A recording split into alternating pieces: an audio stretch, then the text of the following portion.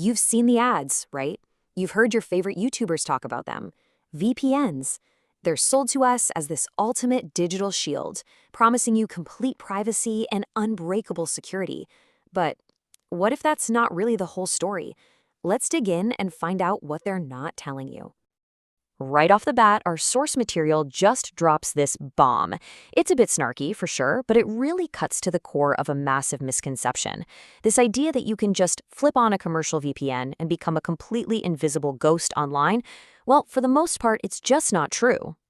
So let's get right to it. That #1 marketing promise, the one that says a VPN will make you invisible to powerful groups like government agencies, that is largely a myth. A consumer VPN is just not going to stop a major intelligence agency if they really want to see what you're doing. So if they aren't this magic privacy shield, does that mean they're totally useless? No, not at all. It just means their real purpose, what they're actually built for, is way more specific than the ads would have you believe. Let's take a look at what they actually do well. When you boil it all down, our source says there are basically two main, totally legitimate reasons to use a commercial VPN service.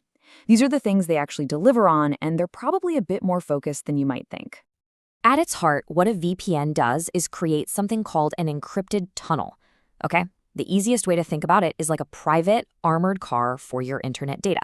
It takes everything you're doing online, scrambles it all up, and sends it through this secure tunnel straight to the VPN server. Only then does it go out to the wider internet. And this right here, this is the perfect example of its most important job. Picture this, you're at a coffee shop, an airport, a hotel, you're on their free public Wi-Fi. Those networks are wide open. Anybody else connected to it could, potentially, snoop on what you're doing. That VPN's encrypted tunnel is what protects you from those local threats. So let's just recap the two big things they're actually good for. First, securing your connection when you're on a sketchy public Wi-Fi network. Super important. The other main use is geo-unlocking, basically making it look like you're in another country so you can, say, watch a show that's only available on Netflix in the UK. Once you go beyond those two things, the privacy claims start to get real murky real fast. Now here's where the story gets really interesting. What's going on behind the curtain of the VPN industry is not what it seems. That huge marketplace of competing brands you see advertised everywhere, it's mostly an illusion. Just 3. That's it. A massive chunk of the most popular, most advertised VPN brands on the entire planet are secretly owned by just 3 parent companies. Yeah, just look at this chart. It's kind of wild. Cape Technologies, they own ExpressVPN, CyberGhost, and private internet access. Ziff Davis owns StrongVPN and IPVanish, and Nord Security owns NordVPN, Surfshark, and AtlasVPN. These 3 giants absolutely dominate the market, even though they market all these brands as if they're bitter rivals. So that whole corporate consolidation thing, that's a big deal, but it's only one piece of the puzzle. There's another equally important factor you have to think about: where these companies are actually based and what that means for government surveillance. You need to know about this. It's called the Five Eyes Alliance. It's a huge intelligence sharing pact between the US, UK, Canada, Australia, and New Zealand.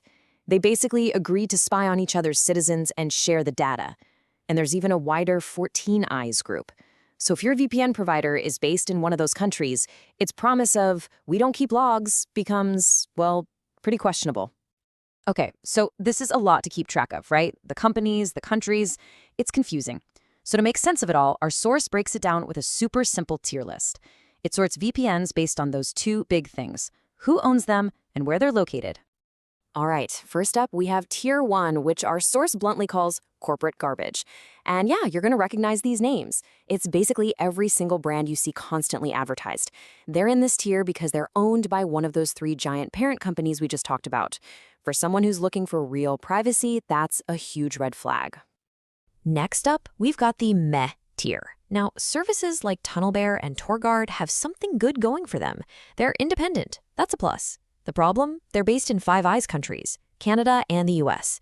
That's a pretty big privacy concern. Our source also mentions that their performance can sometimes be a bit, well, meh. And finally, we get to the top tier. Here we have Mullvad, which is based in Sweden, and Proton VPN, out of Switzerland. These get the top recommendation because they check both boxes. They are independent companies, and they're located in countries that have strong data privacy laws, outside of those big surveillance alliances. This makes their privacy claims a whole lot more believable. So this all leads to a huge question, doesn't it? If the VPNs in that top tier are so much better for your privacy, why do we almost never hear about them in interviews or sponsorships? Well, the answer, like it so often is all about the money. It's the million-dollar question. You watch all these YouTube videos, read all these tech blogs, and they almost always rank those Tier 1 VPNs as the best of the best. Why is that? It's not because their technology is necessarily better. It's because their business model is better for them. 30%. According to our source who's worked in this space, the average affiliate commission, the kickback that a reviewer or YouTuber gets for sending a new customer to a VPN, is a massive 30%.